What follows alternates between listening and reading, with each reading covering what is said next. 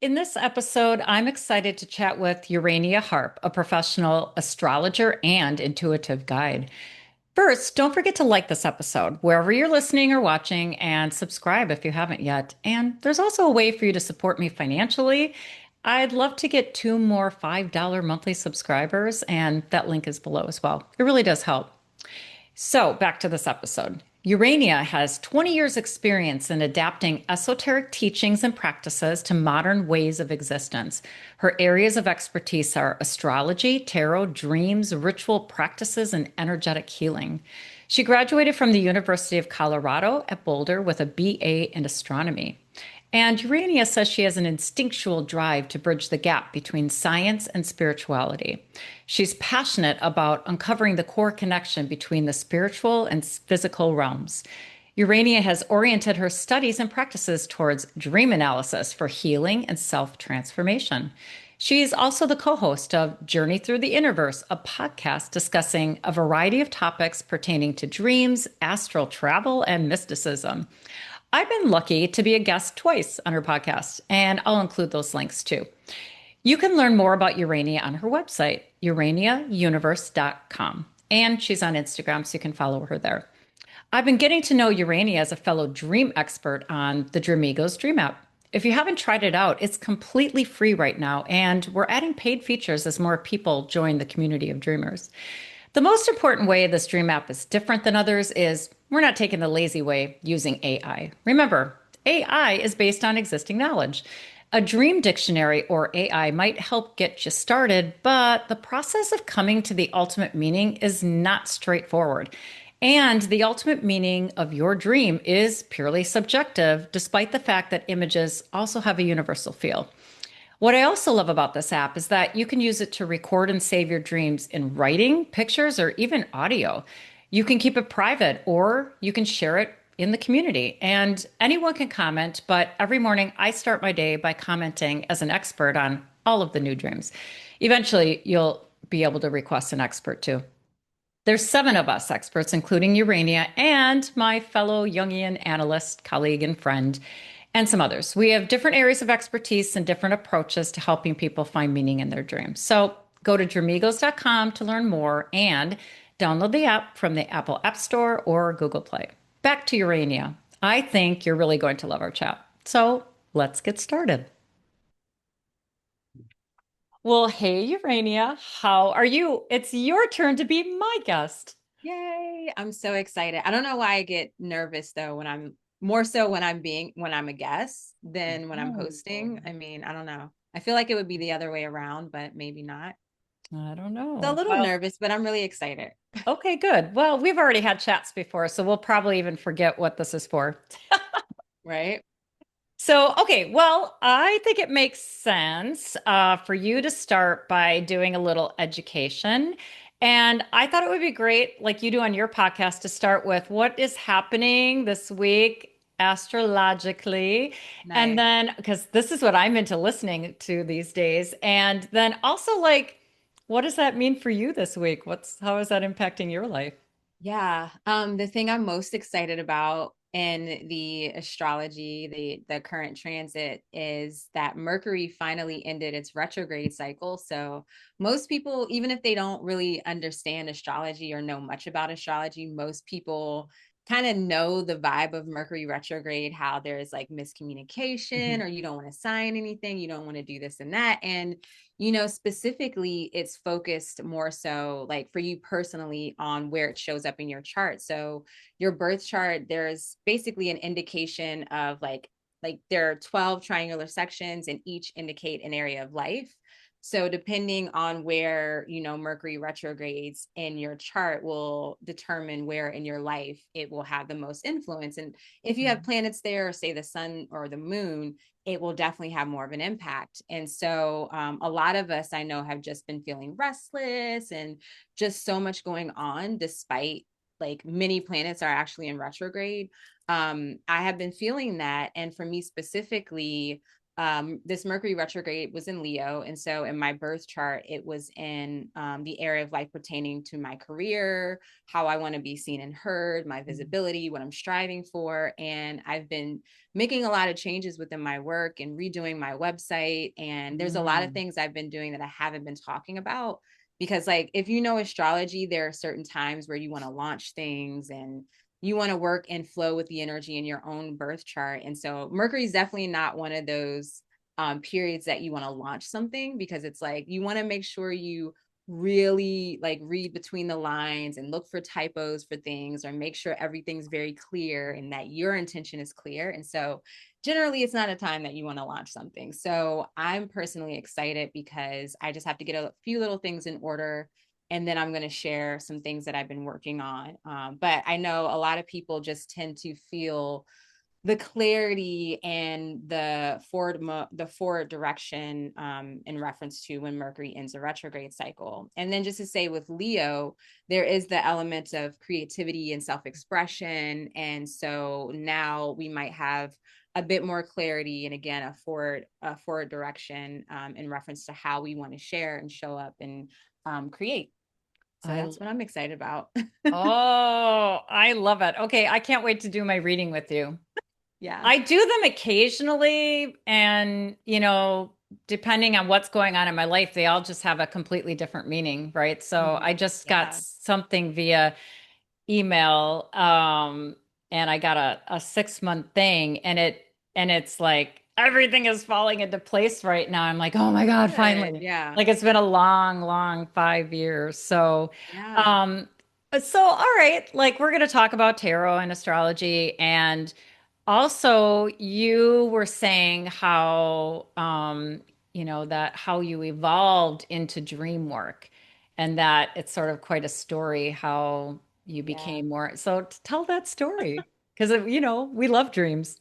Yes, we love dreams. So, my initiation, I guess you could say my first spiritual awakening, because we tend to have several, and just it's those major points of transformation, that kind of deepens your sense of awareness and your connection to the divine, is what I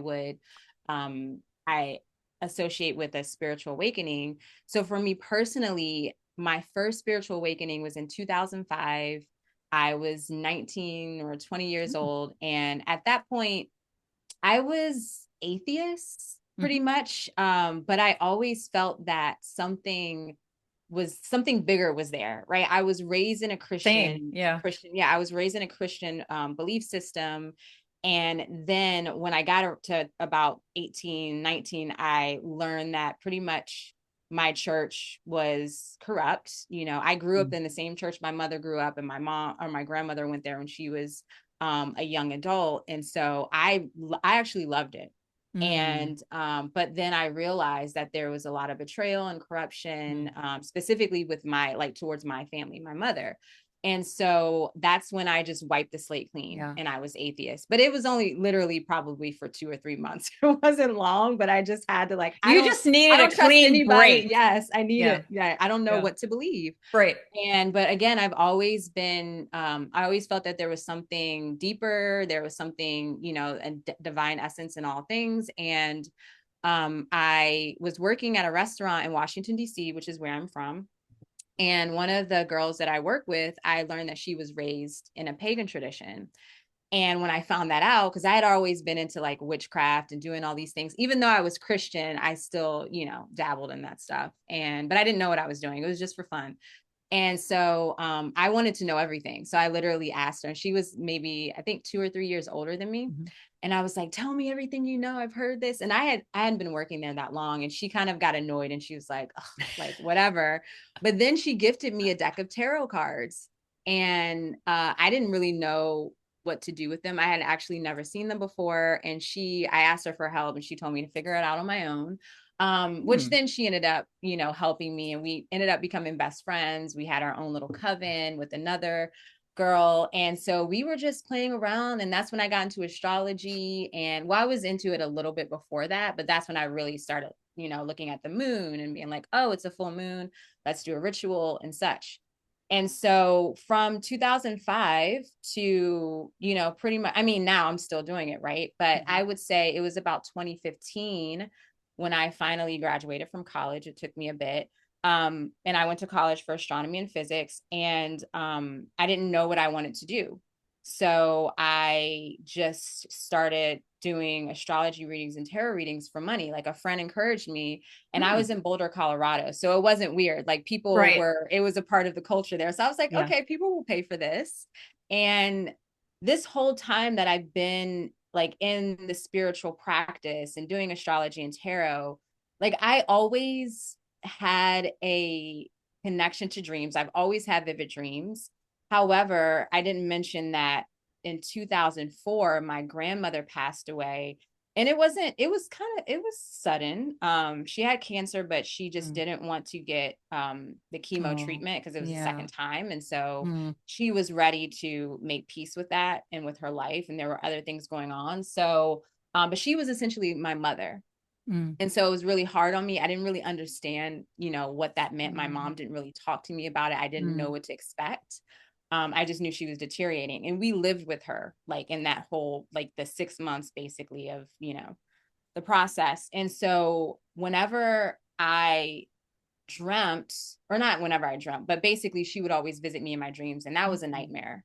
So I was afraid of my dream space, but I Oh, would, play around with lucid dreaming and I would kind of touch the surface a little bit, but I didn't do like dream work or anything. yeah. And so, moving back to 2015 and getting into it Mm. professionally, and over time it became, a professional practice. I still tiptoed around dream work and I would do, deep meditation, what I would call astral travel or astral journeying, where it was really easy for me to go in trance. But Mhm. again, there's a level of control there versus like when you're in your dream and you're Yeah. really, diving into that. And so that felt comfortable. And it wasn't until a couple years ago where it's like I've been doing the spiritual practice and the quote unquote shadow work and all of these things for so long. I was getting kind of bored, and I felt that personally. I was like, there's something that it's untouchable, but there's some kind of resistance that I can't get to. And I knew it Oh. was in the unconscious. And so I was listening to, I can't recall the name of the book right now, but I was listening to an audio book, and it's called The Premonition Code. So I was Mm. listening to this audio book and they started talking about precognitive dreaming. And at that time, I was also kind of entertaining the experience of winning the lottery, like through like just figuring out how I can precognitively Mm. get the numbers or just get my Yeah. energy right. Cause I was also working with energy chakra alignments and stuff like that. And so they started talking about dreams. And I knew something within me was, I told myself, like, I need to finally do this. I need to just face my fears. And at that time, I had already faced or began to like properly grieve my grandmother because I had been, shying away from that for so long, pretty much almost 20 years. And so I decided to create a practice around it, which basically was like integrating it with the moon cycle and just like recording my dreams and, witnessing patterns and such. And just to keep it all short, I had profound healing, and it was like Mm. the greatest, most accelerated transformation. And it was very confrontational. Like when I first got into it, of course, all the fear about my dream space came up. So it was really like I had fears, which I still kind of do, but I have fears in reference to getting information about someone dying. Mm. Or like now when I see my grandmother in my dream, it's not a nightmare. I welcome her, but Yeah. every so often the dream kind of turns and it becomes anxious. If I see her, depends on just where I am at the moment. Mm. Like in my waking life, if I'm like kind of fearful and anxious, and say she comes into my dreams, the meeting is kind of fearful and anxious. But generally, when she comes in, it's great. And Yeah. I've even I've summoned her in lucid dreams as well. And so I kind of healed that connection to a degree. But before, yeah, I had like nightmares in reference to death. And Mm. I literally had to have a conversation with my inner being, which is essentially, I guess you would call the unconscious self, or that dreaming self, I was like, okay, let's make a deal. Like, I do not, supposedly, you're not going to give me anything that I can't handle. I Right. cannot handle these type of dreams. So we made that deal, and I get the messages I need. I feel in a more gentle way. I Yeah. sometimes I get a little bit of that death essence, and I've definitely been coming more into like building a relationship with that and Yeah. less fearful of any death themes in dreams, but it's still a work in progress. And so ever Well, since, go you know ahead. what? You know what? Well, first of all, I love your meandering story because you always had this openness, like you always had this openness to the mystery, but you pursued it from a place of ego, right? So dreams, like you said, like, oh, like I'm not in control of that. Like, what is that? And I love that you studied astronomy and physics, right? And so I think so many people who I'm connected with are, it's easy to bring spirituality and, the physical realm together because it just all intersects like at the, it's just different ways of looking at things, different frameworks. And so I'm like, little tarot, little this, little that, little that. And there really is no solid particle. So even that chair, like, it's not even what I think it is. So, like, but that, of course, I don't know if you ever heard of the book Extraordinary Knowing. It was written by a woman scientist who had an extraordinary knowing experience.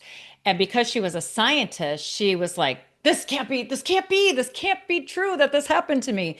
And so the book is about how she went and she talked to all these scientists. Almost 9 out of 10 of them had an extraordinary knowing experience, but they didn't talk about it. Mm, So there's this fear in the scientific community or part of the scientific community because it's ego, it's too masculine, right? It's ego wants to be controlled, needs to be understood. There's no mystery in it. And it was so interesting because it was like there was this fear that if people really know about this. Like the everything will like the rug will be pulled out from everyone.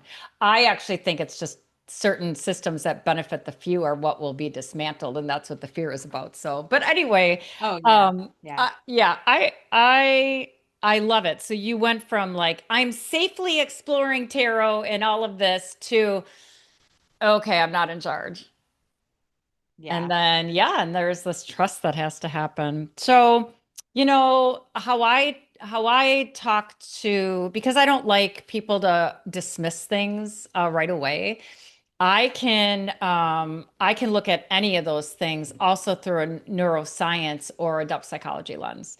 So, for example, I did a past life regression activity. I don't particularly believe in past lives. Some people are very adamant that they have had these past lives. And I'm like, okay, I don't know. It doesn't matter. Like, I really don't need to believe in it.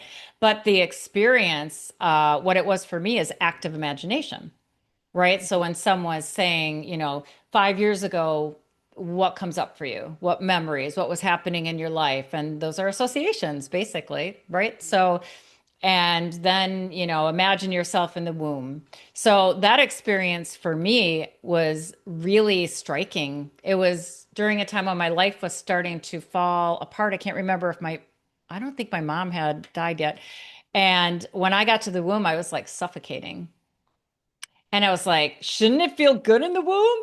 And I was like, Right. oh my God, literally I was sweating and I was clenching and I was couldn't breathe, but I knew I was in my imagination, so I wasn't like terrified. I'm like, oh my God. And so that is how I came to understand my mother wound, which was that my mother came from a very abusive background. She was pregnant with me at like 19, and she just wanted to be a better mother. But she was so needy of that that the only way she could prove she was a better mother was by my behavior. And as a parent, if you're going to judge yourself by your child's behavior, I mean, that's not a good way to judge yourself as a parent because you're going to feel like shit almost every day, right? Like, oh my God, she said what? Like, so anyway, that's how, and then it helped me make sense of how I am trying to recreate my womb experience, Mm. by I like cozy places or whatever. So, these Ooh, I things, love that. Yeah. So, in tarot. So now I'm on an email thing where I get to pick a tarot card and based on my birth chart, whatever the messages are based on that. And I'm like, it's just prompts. So, right, like your unconscious, a synchronicity, your unconscious grabs onto something, a word, a color, 10 white cars, whatever it is, and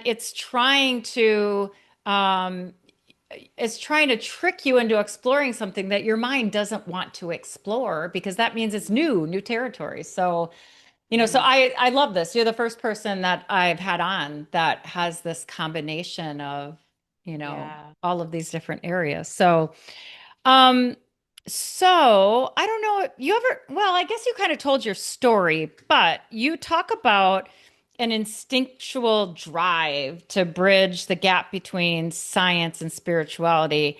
Like, so sometimes in depth psychology, we say that your earliest childhood memories, like now, if you look back, the two memories that come up can kind of explain the trajectory.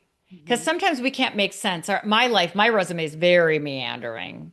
Hmm. And not until like much later could I go back and go, oh, yeah, that makes perfect sense.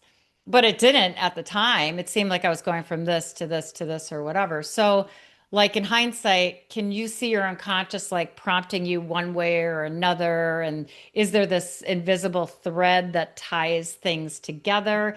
And then I guess maybe it's not a separate question or it is like, how does that then coalesce with this passion that you have for helping people reconcile these two, what seems to be opposing, but is not?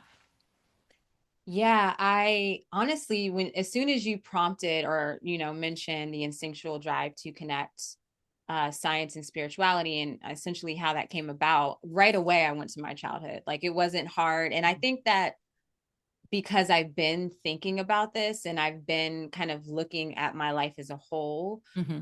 as I've had so many intense transformations. And when I was younger, my grandmother, again, like my grandmother was essentially my mom. She took care of me when I was young. I lived with her until I was about 5. My mom had me when she was pretty young. And so my grandmother was very spiritual, very I guess you could say religious, but she was definitely open-minded and she was very sciencey. And so Mm. we would spend time watching National Geographic. We would spend time, just she was always teaching me things, but then we also had this very strong bond within our church together. Like I enjoyed going to church with her. That was like a pastime thing, which makes sense because my life is literally a spiritual devotion. Everything Yeah. around that happens in my life revolves around my spirituality and my practice, but not in a way that's like very dogmatic and Yeah. very restrictive. Rigid. It's Yeah. very expansive.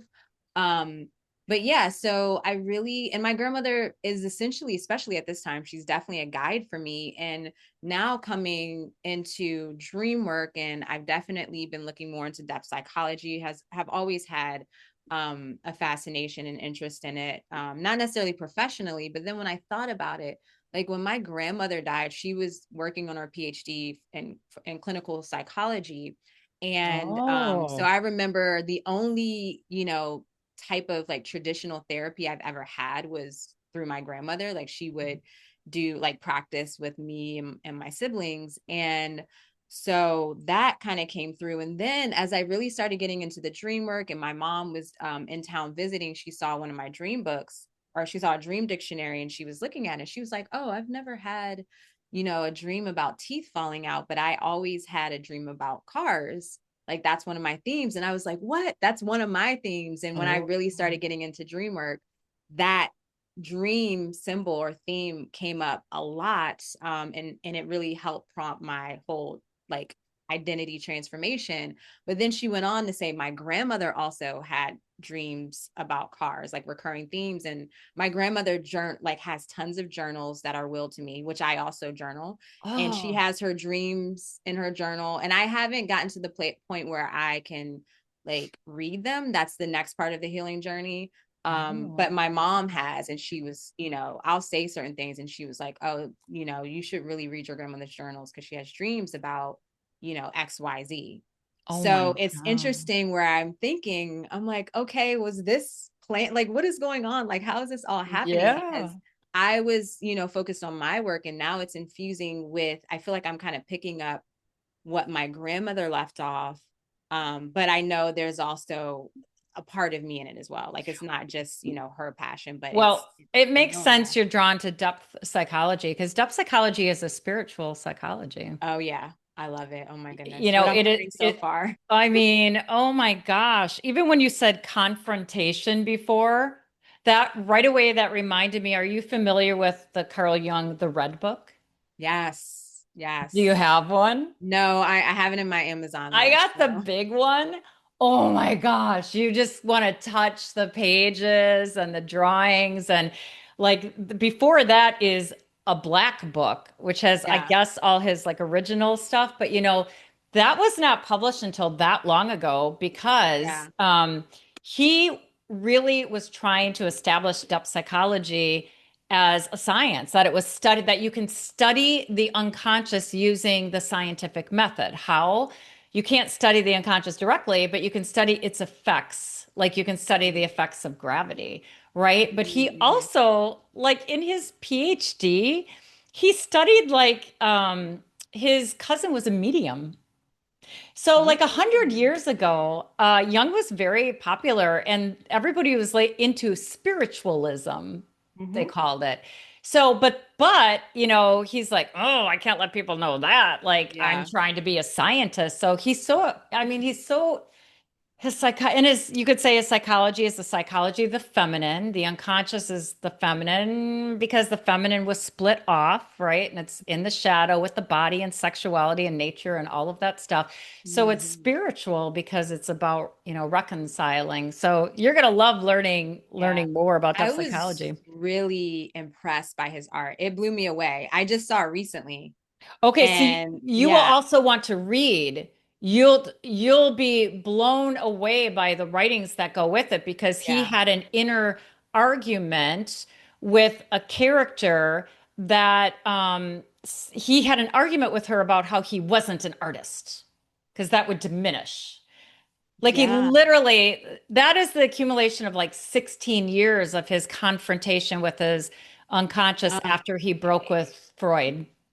So, Yes. oh my gosh, it's so good. And then the other thing is like you are on an individuation journey when Mhm. the definition of that is, I mean, he really says that it's being conscious that you're coming into relationship with your unconscious, right? Most people are just like at the whim of their unconscious, right? And Mhm. sometimes they accidentally grow. But when you're on an individuation journey, this is part of your practice is coming into relationship with your unconscious. And there's a personal aspect, but then at some point there is an ancestral aspect. And it sounds like you're getting ready for that.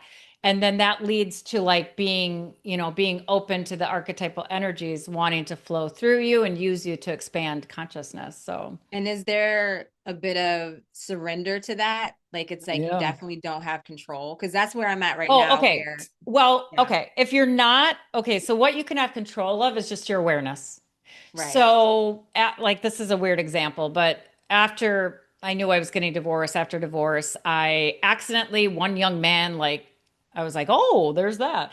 And then, it didn't work out with him. And then I was like, oh my God, I need more, I need more. And I was online dating, but I was doing it from an ego perspective. I was like, I just need to practice relating to men again. So I had these 10 men, these 10 dates, and it was interesting that they all came to teach me a certain lesson about myself. And then I'm like, I'm done, man. I'm exhausted. I need to sleep again.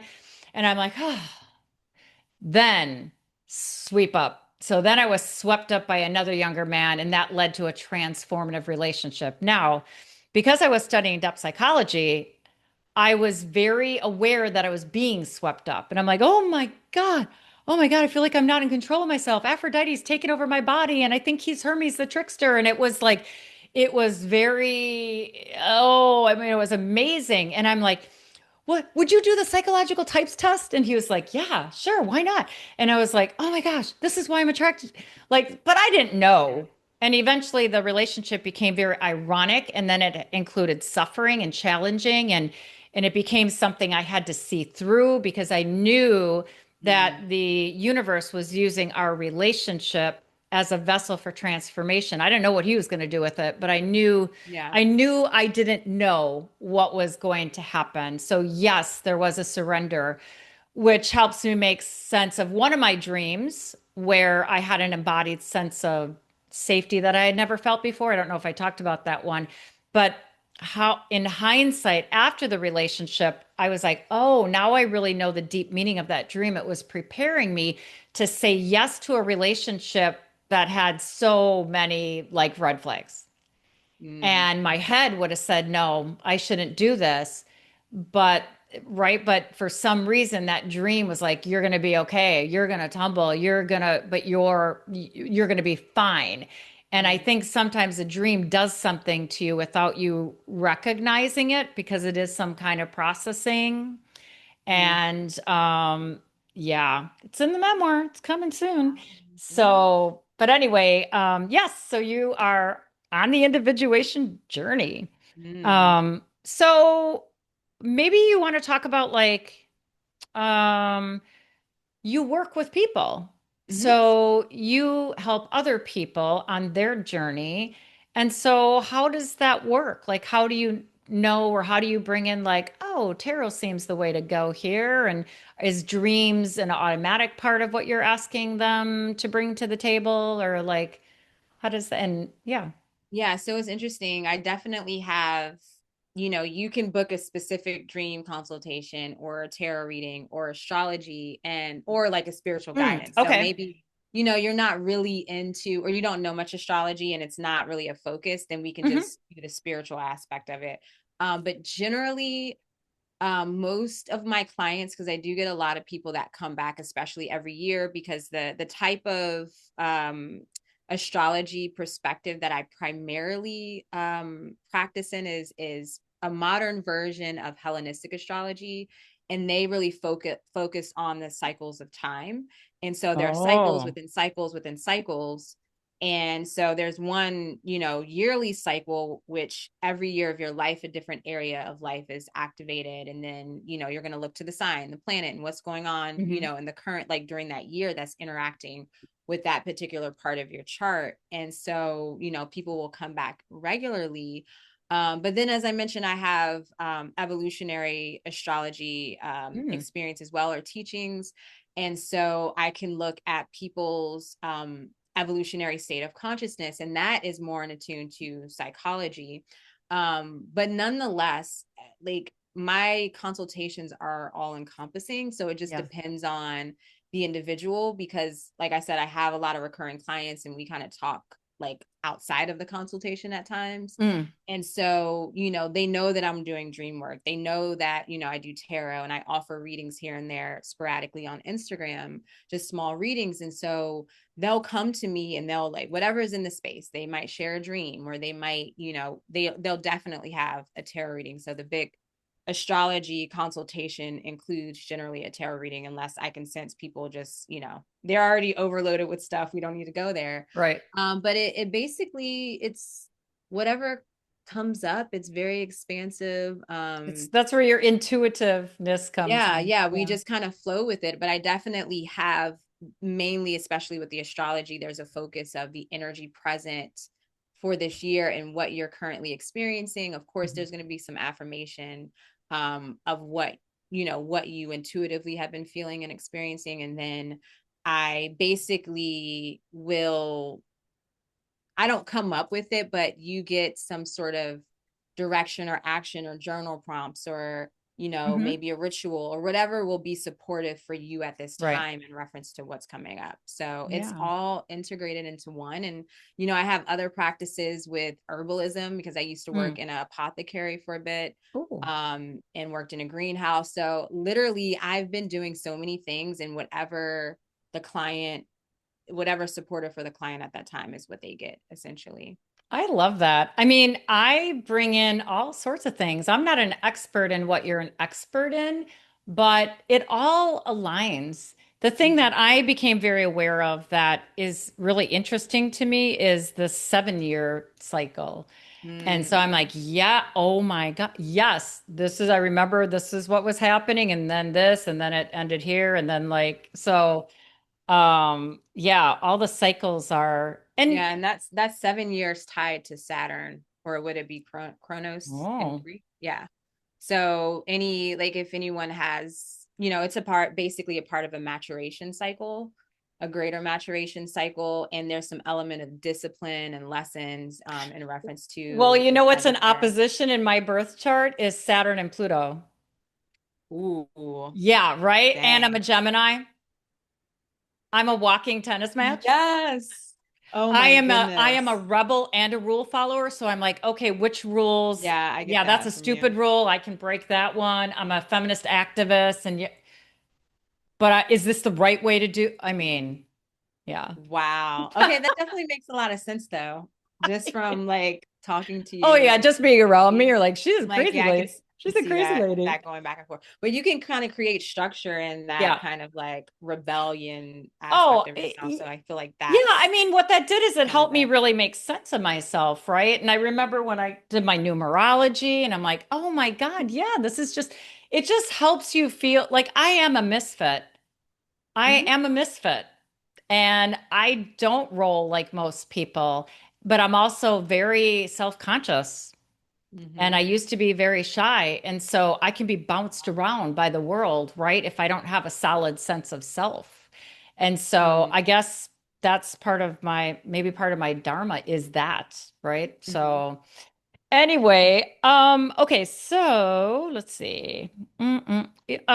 Core. Okay, so what do you mean by core connection between spiritual and physical realms? And what I was having thoughts about, like, some people intuitively know what that means. mhm, Other people just reject it.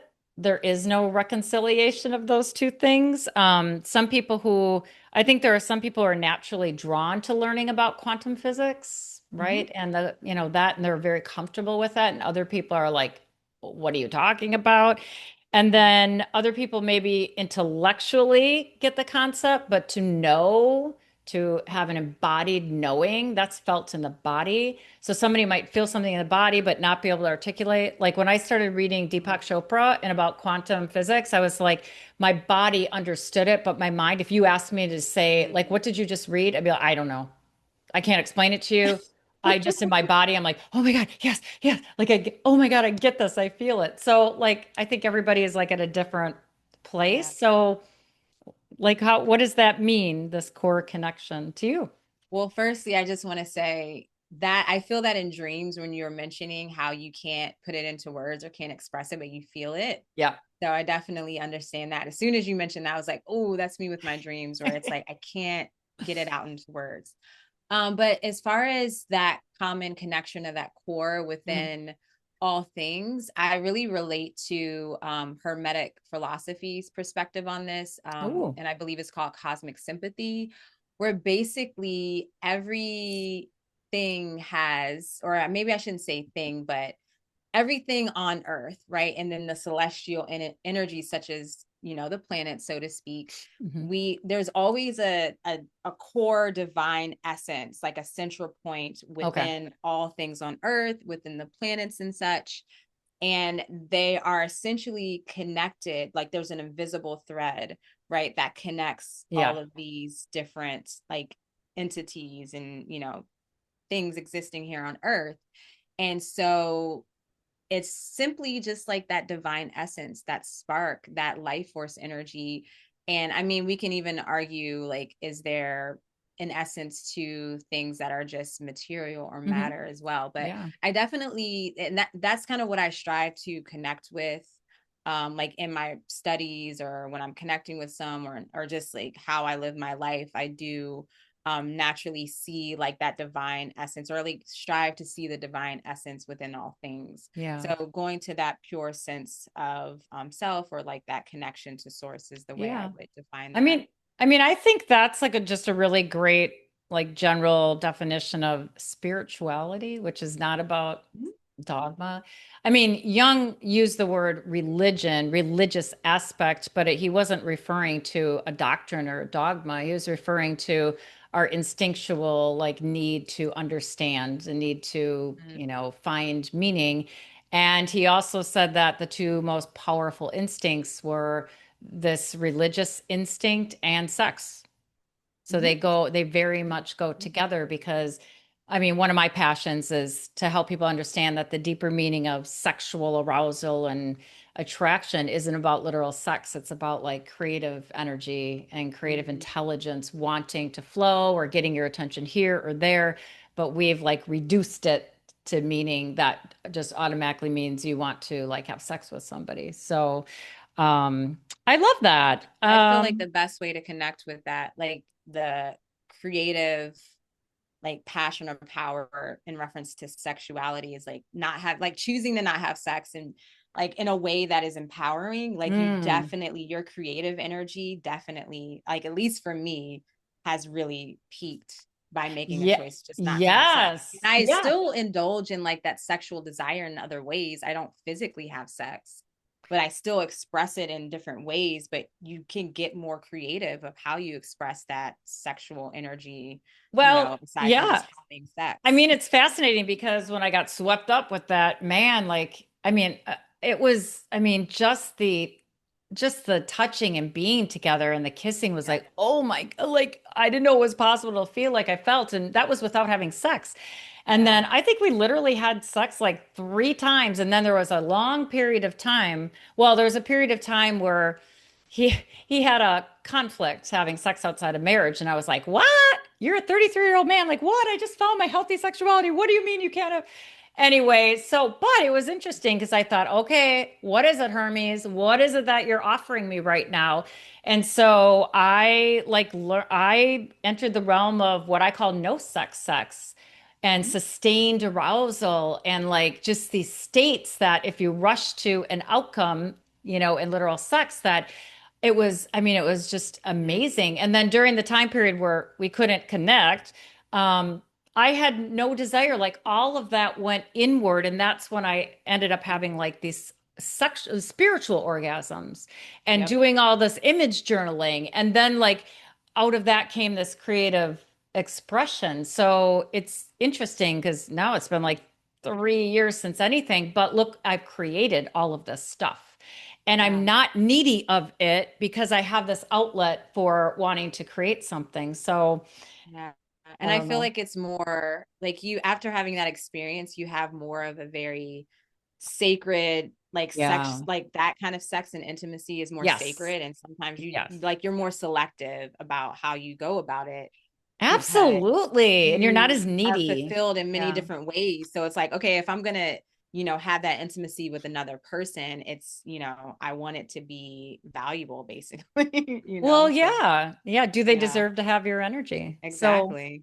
I love uh, that. sh so before we talk about Dramigos, well, is there something that we missed? Like, I had these questions that I feel like we just meandered through all of them already. Did we get through all of those?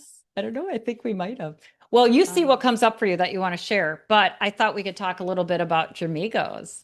So in my intro, I talked about the Dramigos app and promoted it, but I love this, I don't know, synchronistic way that Patrick, the founder, like just chose us.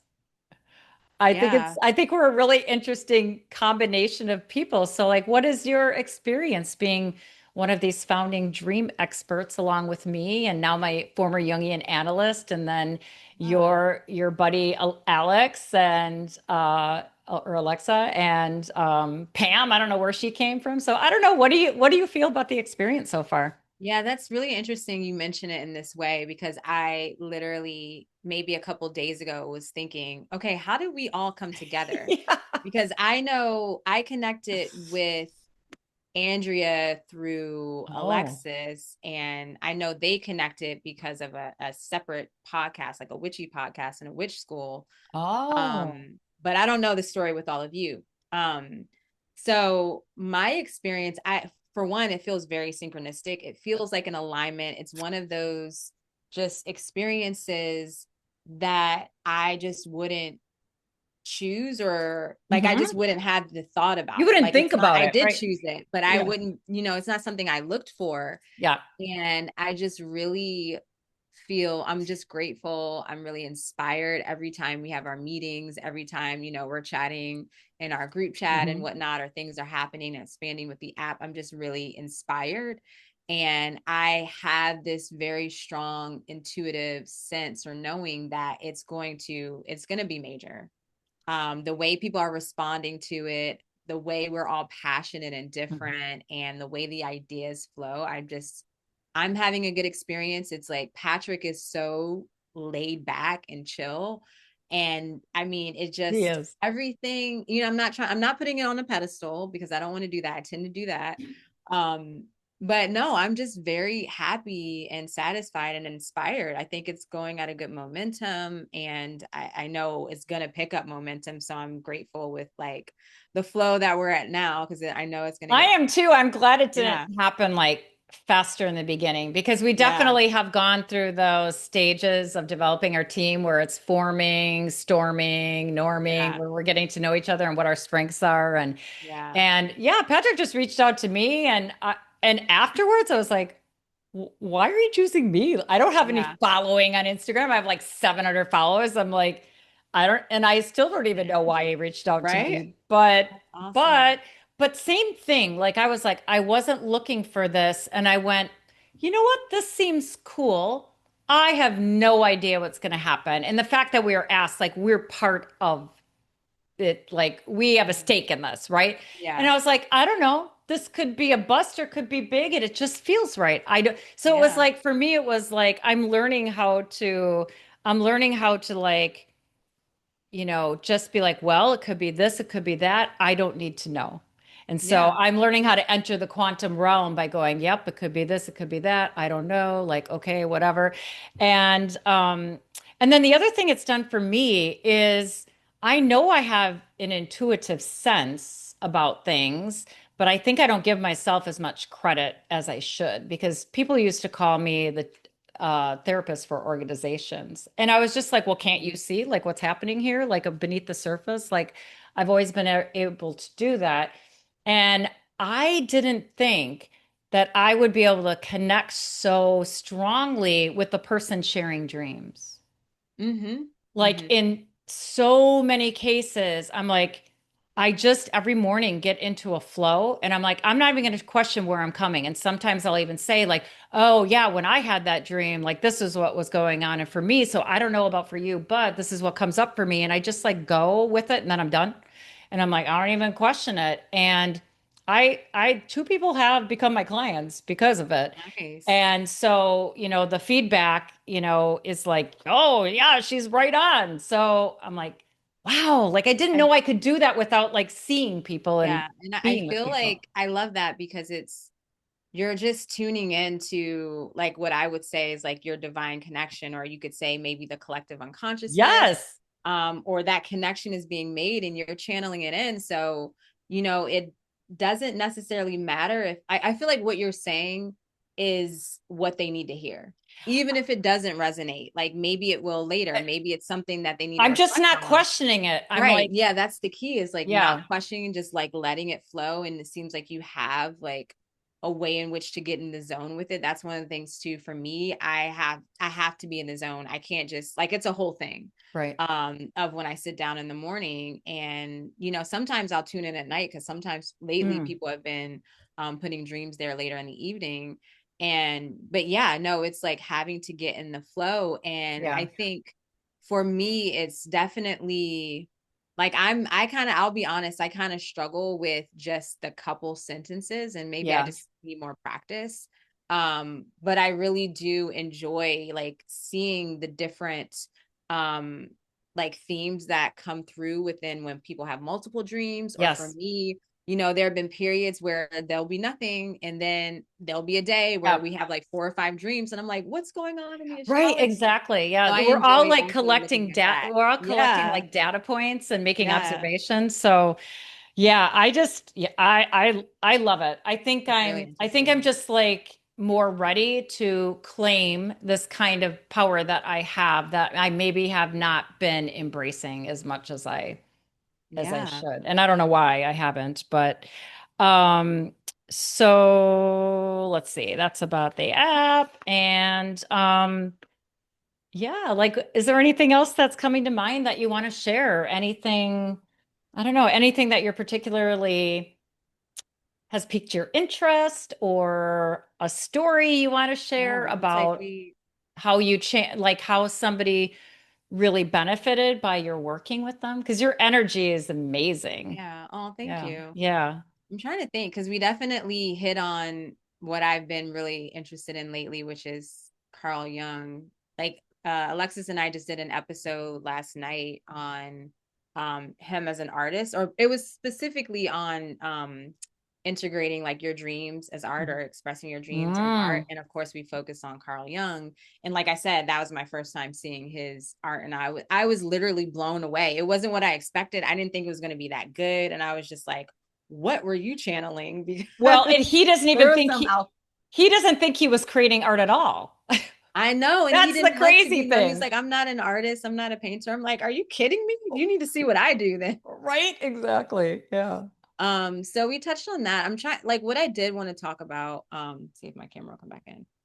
I did want to mention about the transformation I have with my dreams, but I don't know how like to insert that. I'm trying to figure out like what because I already kind of talked about how that was um oh gosh, I feel like we kind of touched on everything because I Okay. talked about my work too, like with the consultations Yeah. and Well, how that's it's a little okay. bit of We don't, I mean, everything. we can be done. So, Yeah. yeah. Hmm. Well, why don't you talk about or share with people? I'm going to share these links, but where they Oh can yeah. find you and what do you want from people? Like you might want some clients, but maybe you want other things. Maybe you have this amazing live podcast.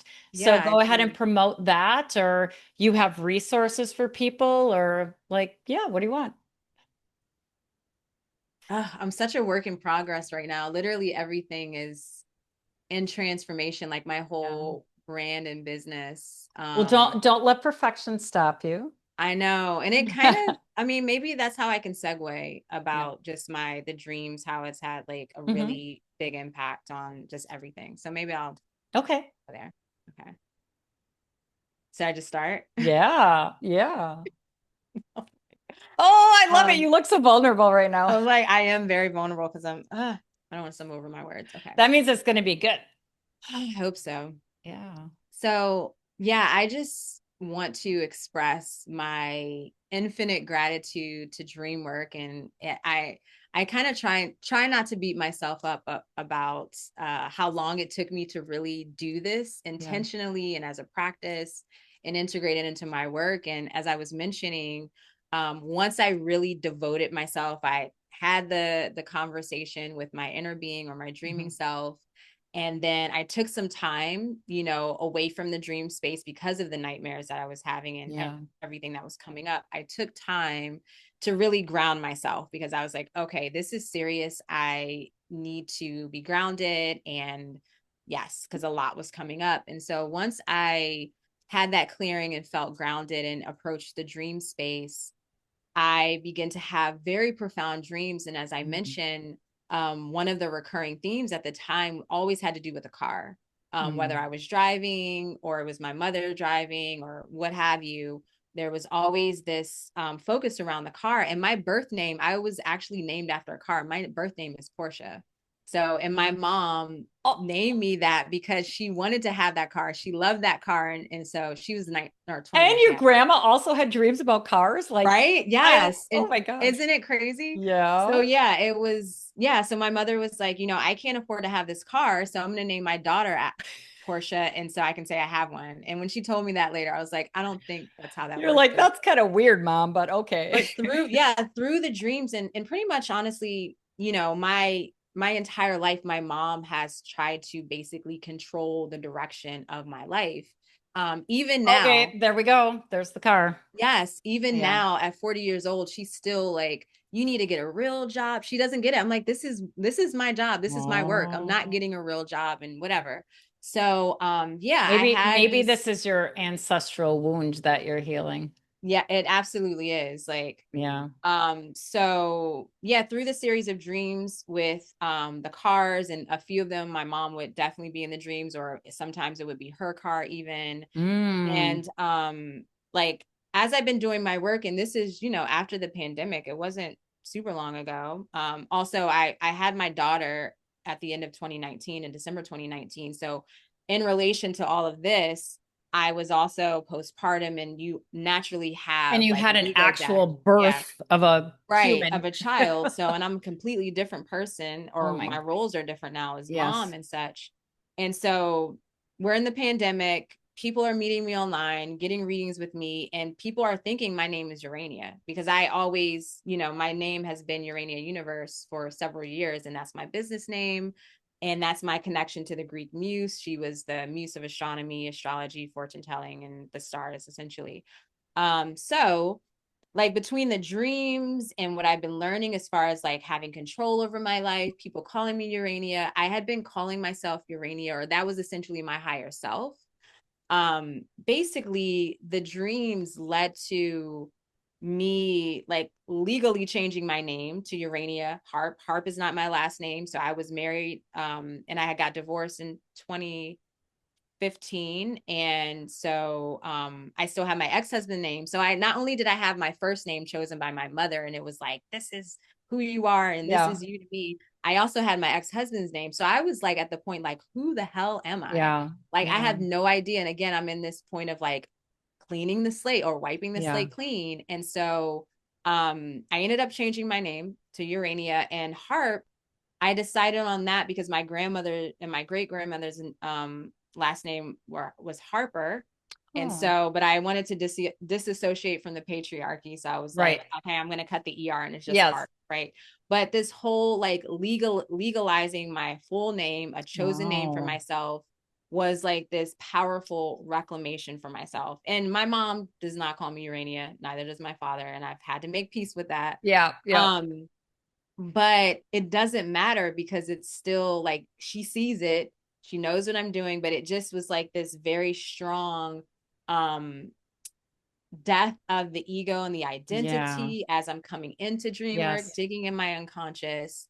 And now it's moved on to my business, as like, just to say my business name is kind of slightly changing and my focus. And so with all that to say, dream work is just by far my favorite practice. It's so personal because, it's your unconscious, your psyche communicating with you. No one else can really truly tell you Yeah. anything about, who you are, give you that guidance that your inner being can give you. Yeah. Right. And, that's the direct way to connect is to the dream space. So I have infinite love and gratitude for dreams, for dream experts, for dream work and all of that. So yeah, I think that was what I really wanted to share. If anything else, Oh, like I'm so glad dive you into the dream did. space. What a great way. I mean, that was a movie there. That is a potential movie. So, I love it. I feel the same way about dream work. Dream and films. Films are the other way that my unconscious speaks to me, especially when it's a way that I gain insights about the collective. So I'm very like focused on like I can see things happening in the I can see like how we got here very easily. I can see it coming like 20 years ago. But anyway, so Urania, thank you for Oh, I should plug my the podcast. everything. Go ahead. Okay. Yes. Oh, were you gonna ask me? I'm sorry, I didn't mean to interrupt. No, no, no, you go ahead. Okay.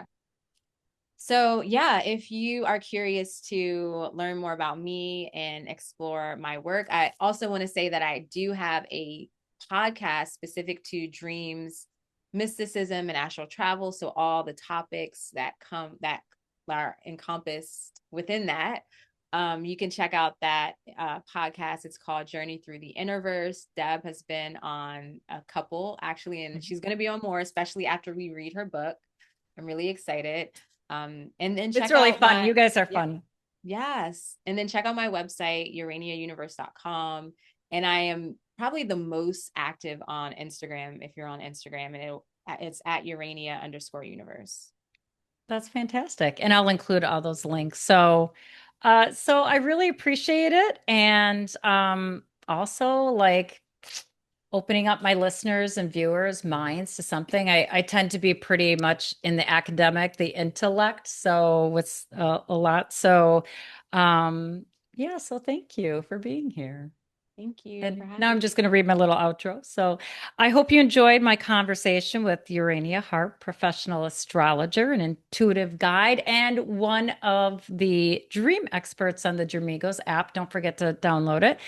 And one more thing, if you enjoyed this interview, please like and subscribe and share, and maybe consider being one of my monthly supporters. And I'll include the link for that too. And until next time.